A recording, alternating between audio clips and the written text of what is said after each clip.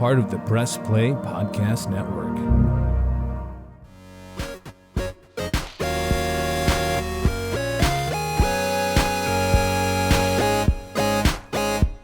Welcome to the Chase Smith Podcast, a conversation on current events and culture. We are proudly part of the Press Play Podcast Network, empowering diverse voices to launch professional, engaging podcasts. With me today, a very, very long time friend. Look, our dorms were beside each other in college. We've led worship together. We played basketball. Well, you played basketball. I sat on the bench.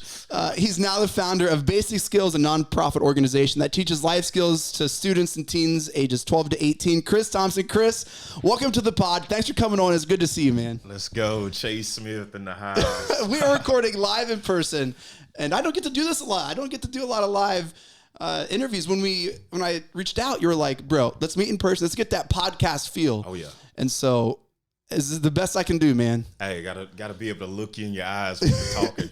It's almost like a private studio here, recording live at the Grove City Library. Very nice. Got a little scenic view. Got to look over the crowd. Let's go. Let's do it. Yeah, we're grabbing lunch after this at local cantina, man. You like local? Let's do it. You ever been there? Let's do it. Let me get a couple drinks. Dude, you can get some drinks. They got some mustache rides over there. Some good margaritas. Let's go. I'm with it. All right. Hey, man, so we did play basketball together. Dude, you remember that time?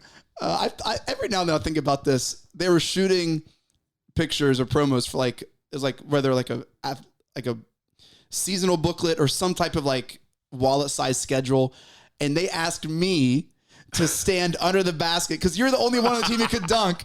And they said, Chase, turn your back to the camera. Chris is gonna dunk over you for this team shoot. And I said, I'm not doing that. We gotta make it look real, man. You gotta jump a little bit. So we made some freshmen do it because we both transferred in. Yep. That was our first year as well. But I was like, I'm not doing that. I'm not about to be immortalized. That was those pre-social media days where you really had to make something look good. Now you can edit things and whatever. But those were the days where you had to make a picture look good. So that was in 2007, and that picture was used. I felt like all over the place then, but I was like, I'm not doing that. I'm not doing that. In the little Matchbox gym, man. That gym was so small, bro. Smaller than my middle school gym. Yeah, I think it was like in the official half court. It was super tiny. Like I could take 5 steps and be on the other end of the court. Like it was crazy. It was crazy. I mean, that school was smaller than my middle school. Yeah. I mean, the college we went to, it feels like a college now. Have you been back? I like to think we kind of raised that school. We did something with the program. Yeah, I mean, the stands were full, man. Because there were 30 people in the stands. There's the full stands. Yeah, not to say that people weren't coming to the games before then, but I think we kind of heightened things there, kind of made it more aware that, hey, the basketball program's here. I think there's a legacy of good basketball there. I just think, as the school grew, I think the program grew. Oh, yeah.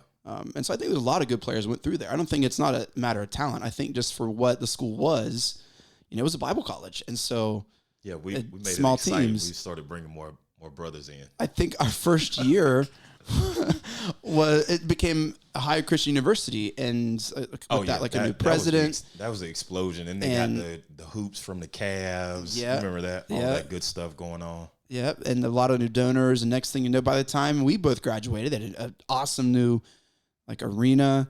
And it really feels like a college now. It really does. I don't know if you've been back, but it looks just there nice. The other day, probably a couple Sundays ago, and I wanted my son to get the feel of just college gym, college ball, and where I played. So we had a little individual session there. It was dope.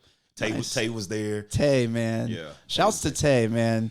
Yeah, Tasty's, dude. He's killing That's it. where we should go. He's killing it. Yeah. I wish they were close, man. I know. So he's got a spot in Circleville. Tay was probably one of the fastest ball players I've ever played against.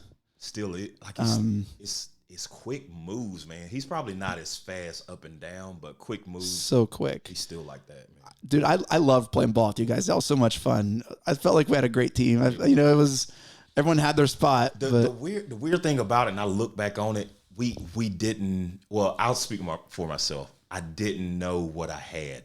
Mm-hmm. You know what I mean? Yeah. Like the way I played with Adam Polly. Yeah. Adam Polly and who else in a summer league, probably like a summer ago. Mm-hmm. And I didn't realize what I had with him. I didn't realize what now you look back on basketball, like man, we could have been running this. We could have been setting screens here. You just didn't realize what you had. It's a different mindset now when you get older. It does seem like the game has changed a little bit just in the almost 15, 20 years since we balled together, man, which is crazy. Dude, let's talk basketball. Let's go. We love basketball. A lot of NBA going on right now, man. The trade deadline we're recording this on a Thursday afternoon, February 9th. And it's getting ugly out there, man. It is been a crazy week for the NBA. Can we start with LeBron breaking what I thought was an unbreakable record? LeBron passed Kareem's all-time scoring leader record this week. Chris, does that put to bed the debate about who's the greatest basketball player of all time? Is it now can you argue that MJ is better than LeBron, or did this kind of seal the deal? I'll put it like this. I mean, they had a great article on how the 38s meet. Like it was 38 weeks after LeBron was born that Kareem broke the record. Oh wow! The record is like 38,000. I can't remember the actual something. Number. Yeah. But it's a lot of 38s that go on in there. Anyway, he had 38 points. Had 38 points that night. Yeah. It's something about the season 30. Yeah. They're going to win 38 games, the Lakers. Oh, sorry. They probably will, yeah. I know he was so sad. I know we're going to talk about Kyrie, but I know he was so sad when Kyrie didn't come to the Lakers. Bro, Brown posted that Taylor Swift lyric, like, I'm the problem, it's me, or whatever. Did you see that? That's kind of like that feel of when you're on your way out, but we'll talk about that. But I still don't think he's the greatest. Because I feel like, and everybody likes to compare eras, right? Mm-hmm. I feel like Jordan would have excelled in every era. I just feel like that. Mm-hmm. And the thing that makes me feel like that, I was actually looking at Charles Barkley's highlights today. He's nasty. And how like people really don't give him credit for what he used to do. I'm like, bro, he would have demolished guys right now. Yeah. And you gotta think about the science of it. If they had the information that LeBron has now, can you imagine a Jordan? That's true. With the same type of health care that LeBron had, bro. Well, I think Jordan's mind was on the forefront of weightlifting. Like I think he was the forefront of that. Yeah. I think you look at Charles Barkley. I think it's just like Zion now, man. I mean, to be honest, I see a lot of similarities, at least in their like veracity and Zion with another level of no fear. Yeah, more durability. Yeah. Yeah. I'm just saying they played through. Yeah. I'm not saying go out there and kill the rest of your career just to play in the next game. But right. These guys played through everything, dude. Man. So to you, LeBron's still not the greatest player. I can't. Is it possible for him to do anything to like get that, or is it just like never going to happen? Is it just like impossible for him to get that status? I don't think it's never going to happen. And there's one series that makes me feel like that. Okay. The series against the Mavericks. Yeah. Where, his mom supposedly slept with Delonte West. Oh, yeah. And then you just quit on your team. Mm-hmm. That kills the argument for me. I just felt like in that moment, you're playing for your legacy. You're playing for the NBA championship. Yeah. Nothing gets your mind makes you the GOAT too. Mm-hmm. Not just, because you and technically when we look at points with Kareem, I mean, you got to probably give him about 3 more years to beat that the points title, because he was in the NBA at high school. So I'm just like, your mind puts you in GOAT status too, not just your skill and what you accomplish. 4th all time in assists. That's big. Damn, that's a big one though. The next forward on the list, I saw a stat this week. The next forward on the all time leading assist board comes in at number 35, Scottie Pippen. Wow. And LeBron's at 4. He's in another top 10 category. 4. For not just for assists. Was it maybe minutes play? I mean, dude, I think you look at his resume, and I think the only thing, dude, because I love Jordan. I grew up rooting for Jordan. I have so many Jordan jerseys. My son, Monteville Jude, initials MJ. Like that was like we liked the name, but I wasn't going to argue that. Well, hey, we can't do that. What's your overall GOAT title? Who I think is it LeBron? yeah, it has to be. It has to be 4 titles, 3 different franchises. You have the MVPs. You have the career. Now, I will say the Cleveland title kind of made me forget about the Mavs. The Mavs screw up. The Cleveland title was like, man. I think just with what he's done, the only thing people who argue for Jordan would be, well, he's 6-0 in the finals. Yeah. That's almost the only leg they have to stand on. Okay, so 6-0 in the finals and how he did it, right? Yeah. So look at Jordan's game like this. Mm-hmm. Not saying like I was an avid watcher. Yeah. Like I'm watching every single play. The demeanor, like how you take the game. And I know he's going down. LeBron's going downhill right now, but probably when he was 32, 33. You wouldn't be able to tell by his stats this year going downhill. Yeah. Well, I mean, like, and it's how it looks. He's 38. You know, he's 38. Another 38 parallel. Yeah. And it's just how it looks, man. Jordan just looked engaged the whole entire game. Mm-hmm. LeBron looked like if he doesn't get a foul call, then he may not run back on defense. Like it's just, it's a lot in the GOAT, title for me, man. Well, so let's do this. This might be an indicator too. Chris, down 1, 6 seconds left. Who you passing the ball to? Jordan all day. See, me too. Jordan all day. I mean, if you're defended, if you're covered and I can't get the ball to you, I'm throwing it to Jordan. Right. So I'm going to you first, and then I take that shot. Take that shot. Where were we at? It wasn't Rio Graham. We were somewhere, and I remember I was so hot in the first half, and I picked up a loose ball, and I just tossed it up, and it went Buckets, in, bro. Yeah. The rim was that big that day, man. Yep. I get a dunk in that game. They try to foul me or something. Yeah. Gosh, man. I remember those days. But, yeah, Jordan gets it for me, man. Yeah, I think I want him. I think I give him the rock, too. But I don't think he's the greatest. I look at the full resume and I can't, like, it weighs heavily in LeBron's favor. Yeah, it does. What was it, like 9 straight finals? It does, but imagine this though. And I was riding 9 straight finals, Chris. Yeah. 9 straight NBA. That's absurd. But how weak was the East though? Let's keep it real. How weak was he? He never had a Phil Jackson as a coach. He never had a Scottie Pippen until he had Kyrie, and Kyrie isn't as good as Scottie. I mean, we could. How many? Okay, so what? Name the outside of the Heat. Name people in the finals that you feel like would have given him, or in the Eastern Conference Finals that would have given him some real competition. Like as he was like, well, dude, everyone went to the West because they didn't want to face LeBron. Celtics days. He got Tatum and Brown early. That was more the Heat. He got Tatum and Brown. Well, the Celtics almost got the Cavs. They went to 7. Right. Remember Tatum like had that big game where he tried to dunk on Bron in the paint, like he tried to be a big boy there. So I mean, he's had these. I mean, there were some. When he was going to the finals with the Cavs, who was he going through to get to the finals? Okay. What about the Hawks team that had like 60-some wins in the regular season? Freaking swept them in the finals, bro. All of the superstars went to the West. Durant was in the West because they didn't want to go through the Bron. They knew it was pointless. But true that. So that's you can say 3 of those finals that Paul George and the Pacers. Not even, bro. He freaking owns real estate in Toronto because the Raptors couldn't do jack. Right. So that's what I'm saying. I'll give him 6 times going to the finals are legit. The other 3 times, come on.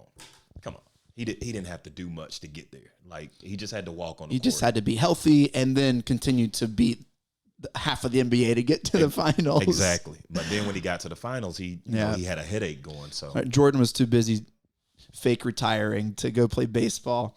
And that's what kind of cuts Jordan off the conversation. Does he beat the Rockets? Does he beat the Rockets for those 2 years? I mean, and he didn't beat Shaq. Right. He didn't beat Penny. He didn't beat. I mean, 6-0 in the finals that's Montana level, right? Like Montana's undefeated in the Super Bowl. Yeah. Brady, he's 7 for 3. Yeah. Right. And it's undeniable. Everyone's like, oh, he's the GOAT. He's the greatest. Brady's the greatest. Yeah. He's the GOAT. But LeBron doesn't get that automatic GOAT status. I don't know, man. I think.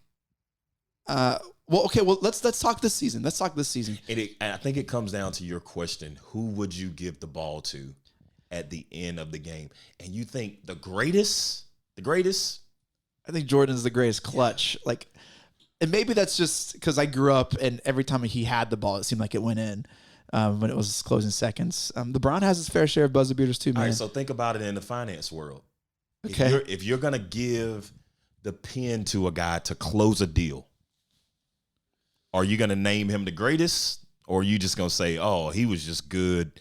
He was just good with budgeting. No, you're going to say to close a $5 million deal today, you're going to give it to Would I give it to a guy who closed 6 mega deals or a guy who consistently closed huge deals, closed a handful of mega deals, but is who you giving it to? Well, that's different. With your money. With my money? Your money on the line. Who you giving it to? Dude, see, that's different. You giving it to the guy that closed every deal. But not who's been closing like huge deals for 20 years. And his I know what I'm going to get. I know. But every now and then he failed on a big deal. Every now and then. Like the other guy, he's out of the game. But that's the possibility. The other guy left. But that's the possibility. You look at that possibility. You're like, man, it's possible. It's possible that he messes up on this deal. Well, and I lose $5 million. But this guy over here got a track record of every time he gets in a big deal, he's going to close it. He's the greatest. I disagree. Well, let's talk this season real quick. And then we're going to do more than talk basketball, Chris. Okay. I promise. But trade deadline is coming and going.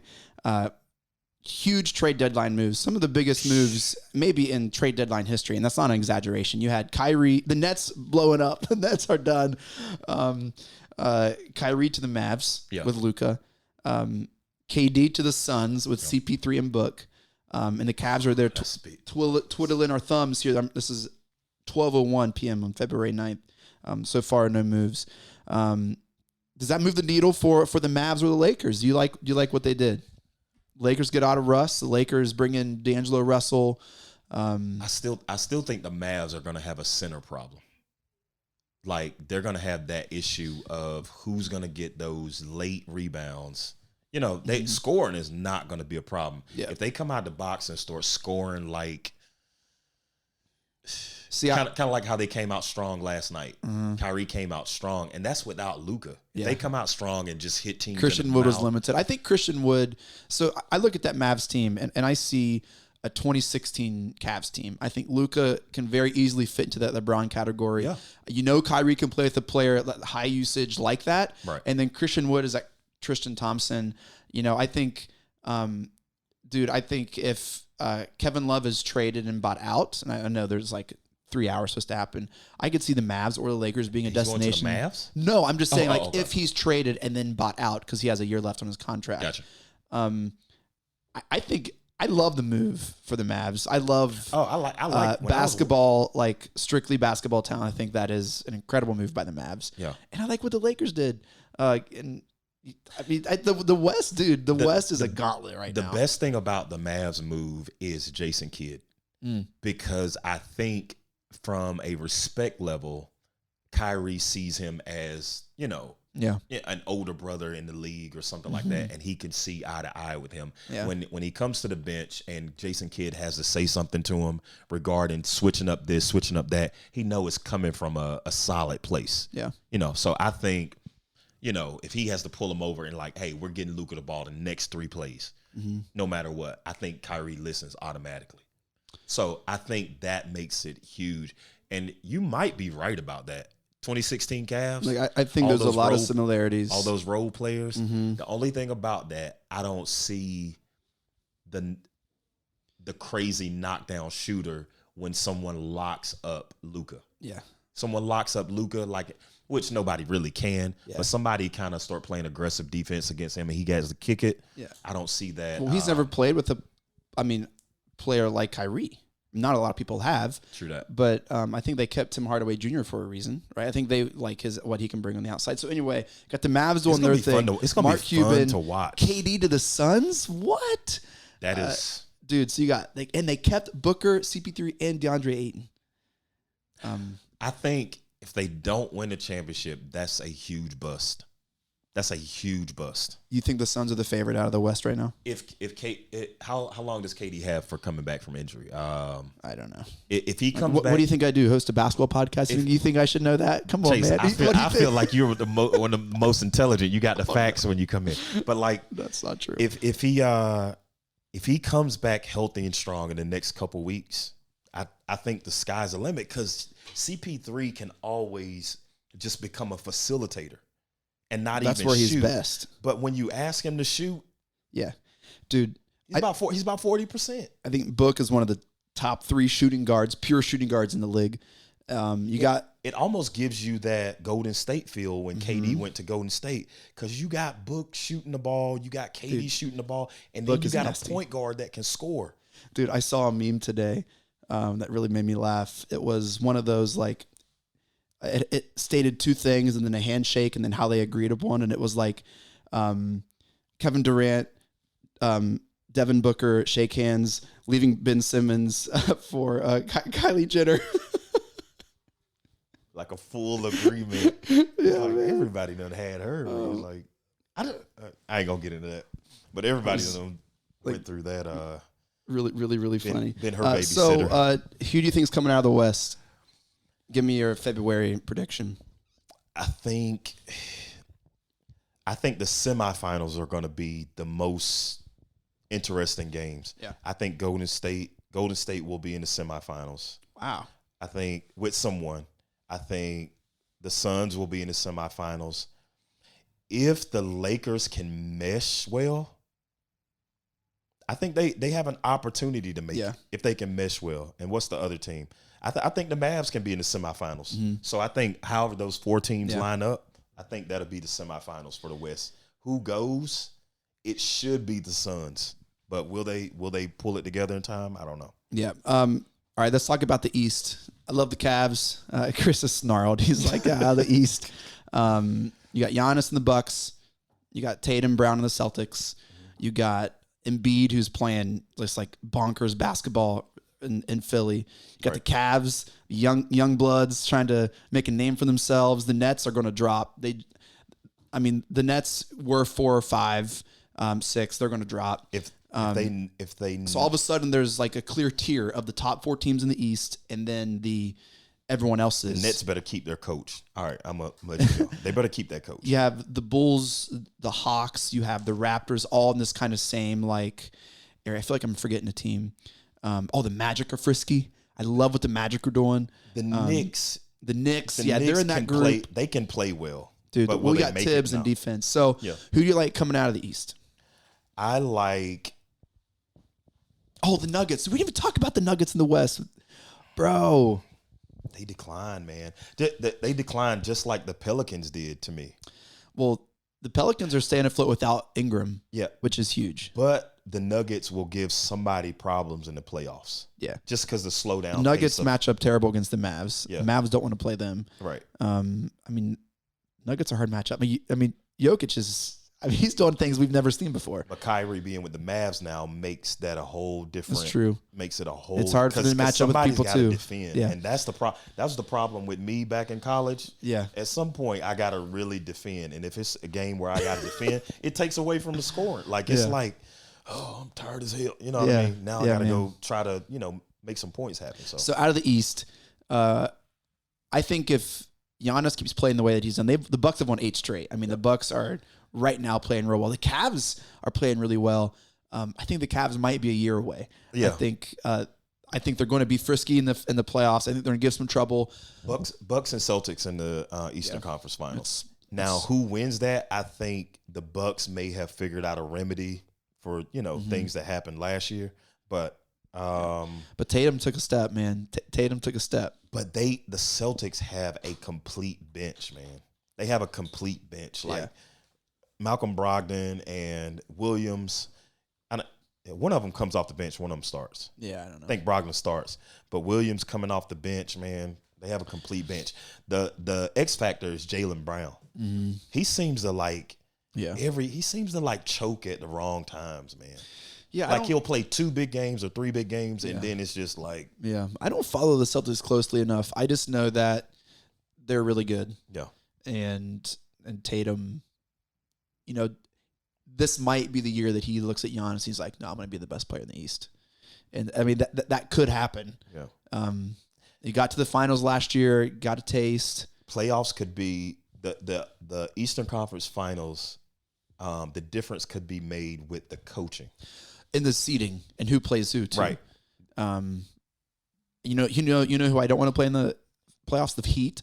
I don't want to see Jimmy Buckets and Bam. I don't want to, dude. Jimmy Buckets terrifies me, bro.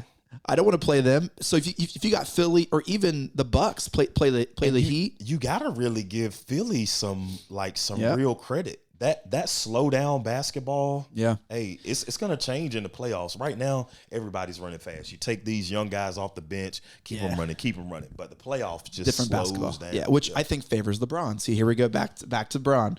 So anyway, basketball's awesome. The NBA is great. It's gonna be fun. It's gonna be good stuff. Yeah.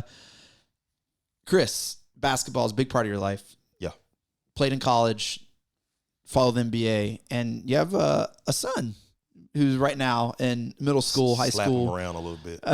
How is it being a father of a baller? First thing is you you have to understand they're not you. Okay. And it took me a minute to man, I made this dude. He got my genes. And I saw this meme one time where the guy says,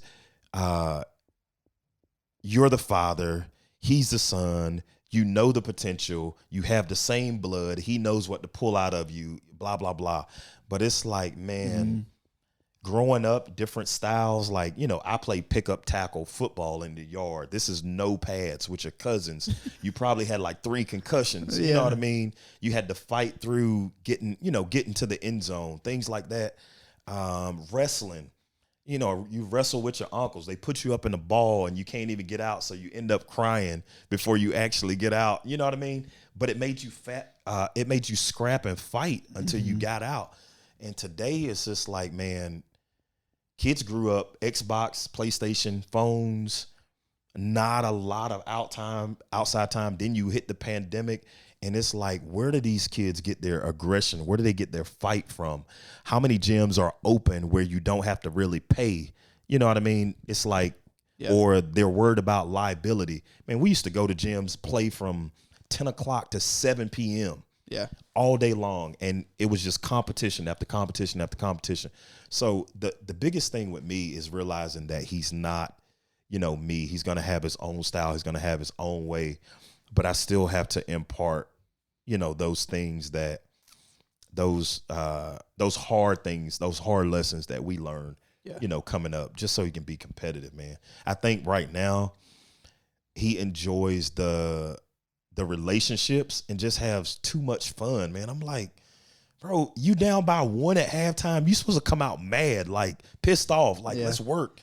Dude, you sound really old right now. All these kids and their games and their screens, man. Back in the day, you sound really old, bro. You know how you used to hear those people talk about, 20 years ago? Yeah. That's me. That's us. That's me, me. You guys played one-on-one? Nah, man. I do a lot of You're training. Scared. You're scared. You don't want to I will kill him. I will spot him 10 points and go to 12 and still beat him. I would back. love to watch that, man.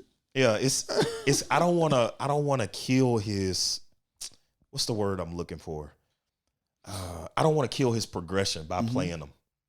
You know what I mean? So we do a lot of training because I let Tay play him the other day.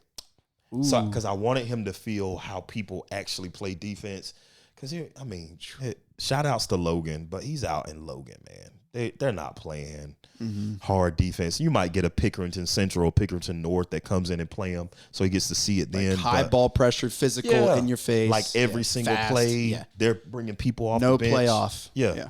He doesn't see it on a regular basis out there. So working on getting him at another school. Yeah.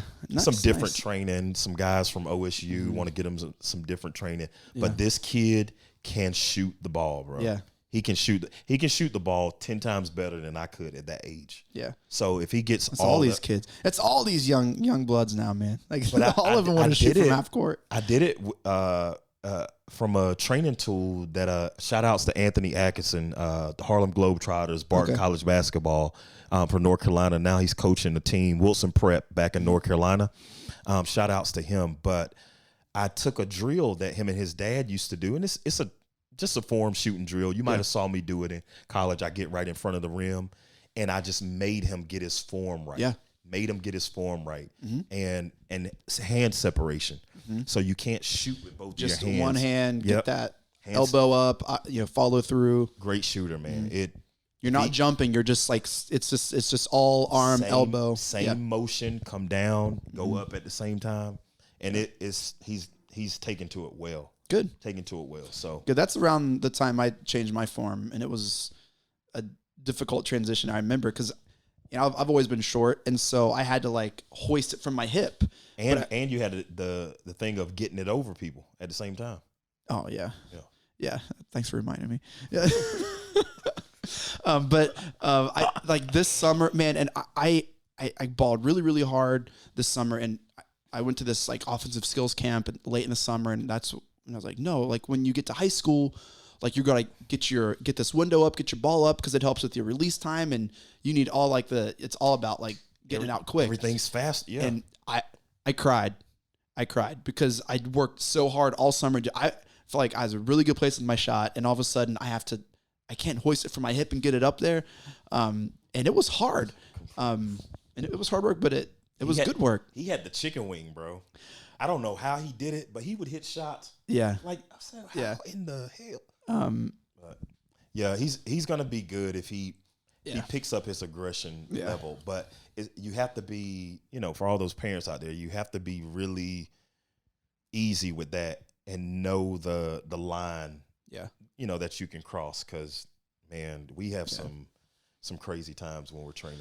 Yeah, Chris, as a single dad, what are some challenges that kind of come with not only like being a single father, but like incorporating schedules and academics and school games and practices and all that stuff. Like I'm sure it's not easy, man. Baby mamas. No, I'm joking. I'm just joking.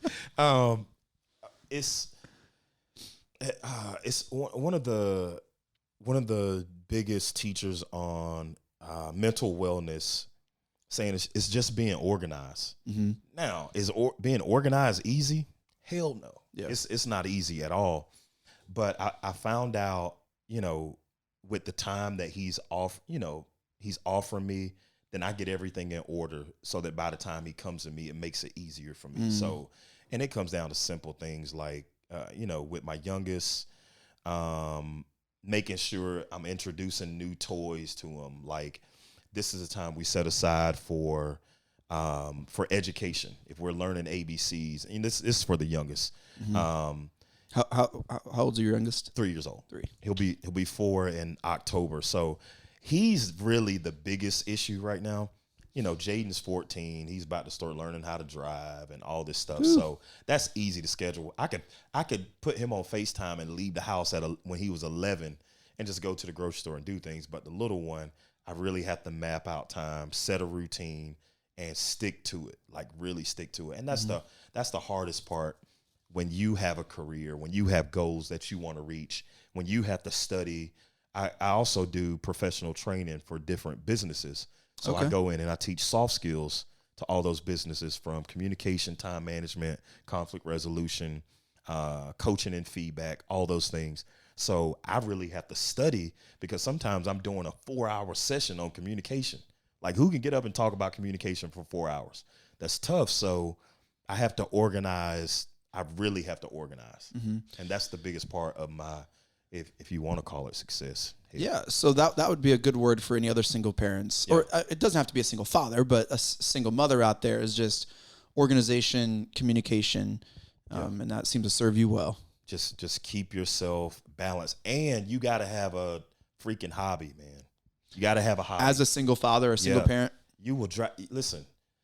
Sometimes I hope my boss ain't listen to this, but sometimes I take off of work or I schedule a meeting that I don't really have, and I go to the range and hit golf balls, or I'll spend 2 hours and get 9 holes in. You got to have a release point. If you don't have a release point, you will go crazy. Yeah. And that's from women and men. I used to say, like, man, it is not proper or right for a man to spend over 2 or 3 days with his kid. I mean, when I talk about spending time, I'm talking about 24/7. Like, it ain't proper. Like, he's supposed to go to mom. We're supposed to come home. Hey, little buddy. Mwah. Yeah. You know what I mean?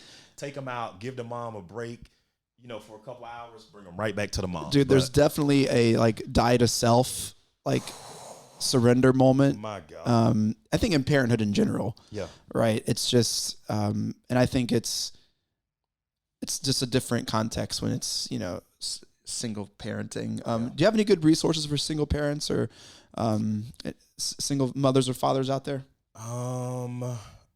We can put some in the show notes. If you want to send me a few, maybe. Yeah, I can. We can send some, put some in the show notes. Well, let's take a quick break, Chris, because I want to dive more into some of these like life skill coaching that you do. Okay. You founded a nonprofit, Basic Skills. I want to talk about that, and then we're going to go grab some lunch. We're not going to record our lunch conversations. Oh no! But we're going to take a quick break, and when we come back, Christ Thompson. Got a couple F-bombs for that one. Oh boy! Here on the Chase Smith podcast. We'll be right back. All right. Hey everyone, it's JD from the Hyman Podcast. Backed by popular demand, I'm excited to let you know that new episodes of the Hyman Podcast will drop every other Monday on Apple Podcasts, Spotify, or wherever you listen to your podcasts. We're going to continue the conversations we started last season and keep having those hard conversations. There is so much in store for you this season, and I'm excited to share it with you. Subscribe today so you don't miss a single moment. The Hyman Podcast, part of the Press Play Podcast Network.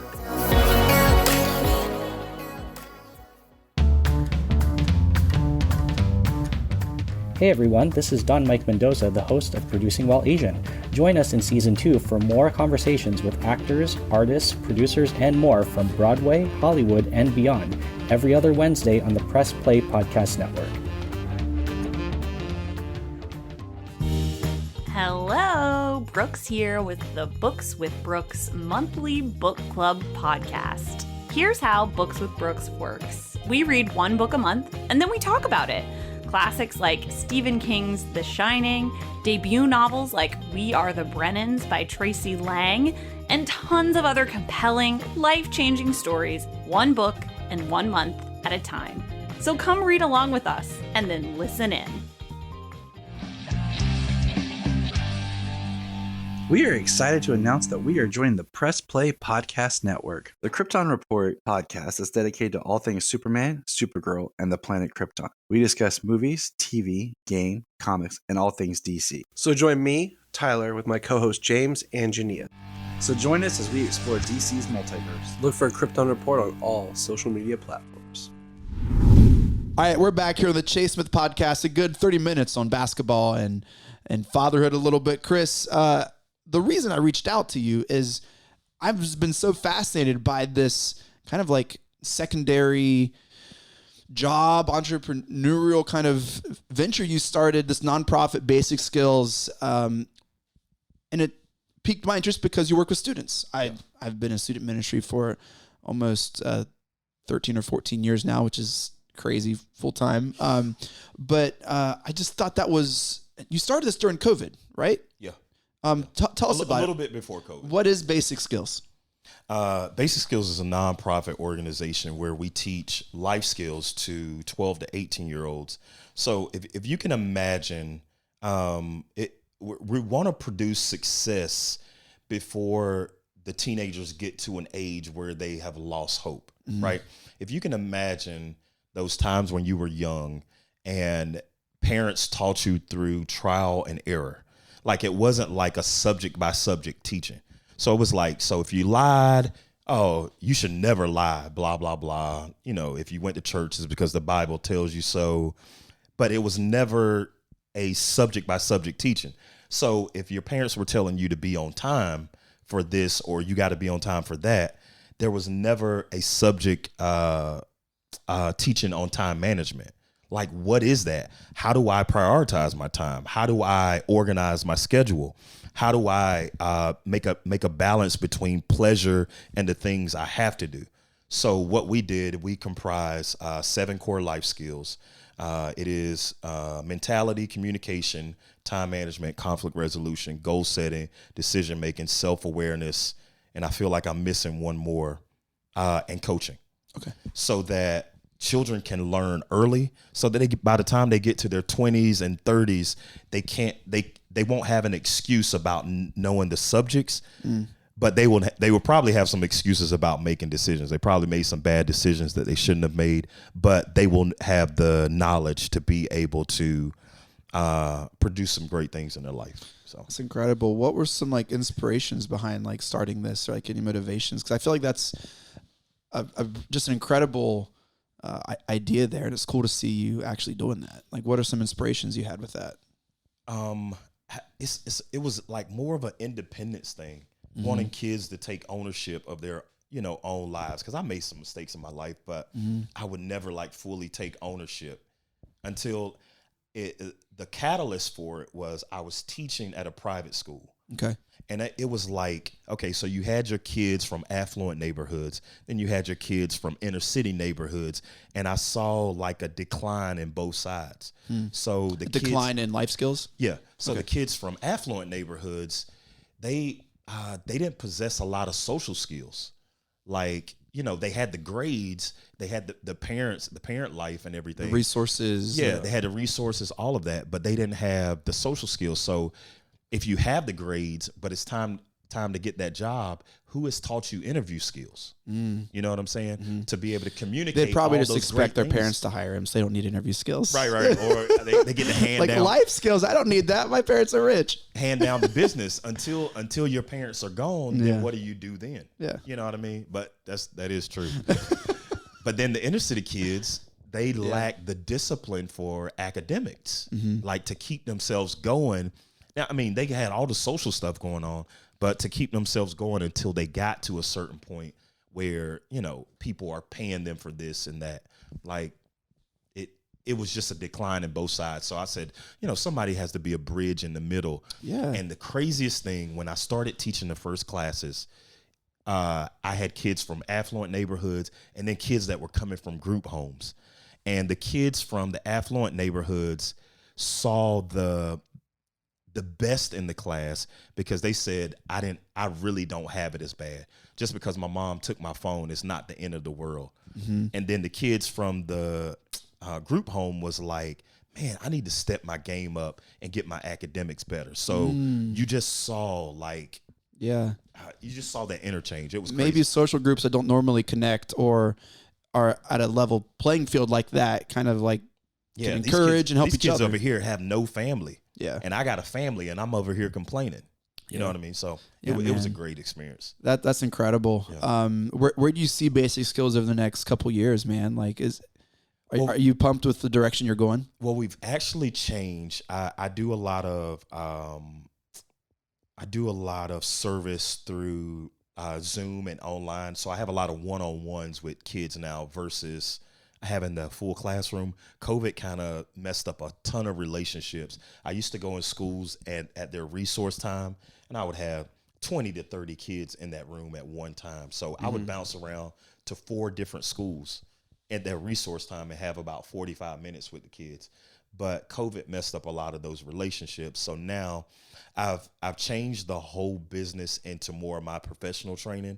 And then if someone reaches out to me to help their kid individually, I still teach the life skills to the kids individually. Gotcha. So now it focuses a little bit on, you said business. On businesses, yeah. Okay, cool. Yeah. So it's not like HR stuff. It's more like team culture stuff. Well, or HR reaches out to me to be able to teach those skills to all their employees. So they have a lot of issues with peers to becoming supervisors, right?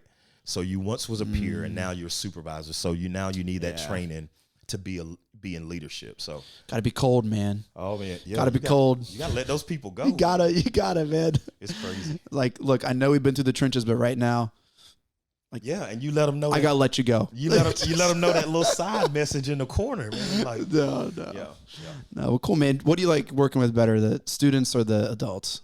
It was an age thing. So, I started basic skills when I was like 30, 34, 35. And now I'm in that, I do a lot of keynote speaking for for these type of groups also. So it's an age thing. Now I'm like, I'll help the kids, but I'm kind of aging out of that phase of my life. So gotcha. Very cool. So what do you have any like projects coming up? Like I just finished a huge training at at Dole. Oh yeah. That makes all the salad, bananas, all that. I just did a huge training there. That was a huge contract. There you go. Working with a couple places in Springfield, Ohio, but I'm possibly teaming up with one of my guys that I played basketball with at Valor, to target the Department of Health and Human Services population, the Native American population. They may have me coming in doing some keynote speaking there. That's going to be huge, man. Dude, that's going to be huge. So where do they find, do you have like a website, or what does that look like? If someone's listening to this and like, man, I feel like my company or business could use this, or my 12-year-old, 13-year-old might want a one-on-one session, how could they contact you? The website is www.basicskills.life. Not .net, not .com. It's www.basicskills.life. Yeah, and we'll put that link in the show notes, and they'll be able to contact you from that website. Yep. Do you have there's a booking part where you get to book. There's a part where you get to donate. There's a part where you can learn all about the skills that we still offer the kids. And then there's a part where you can read up on the professional training.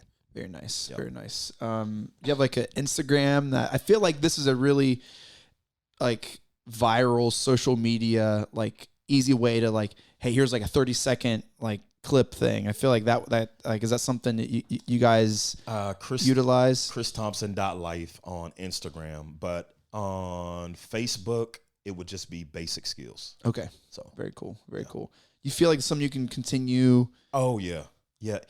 And that's the thing of having your team around you.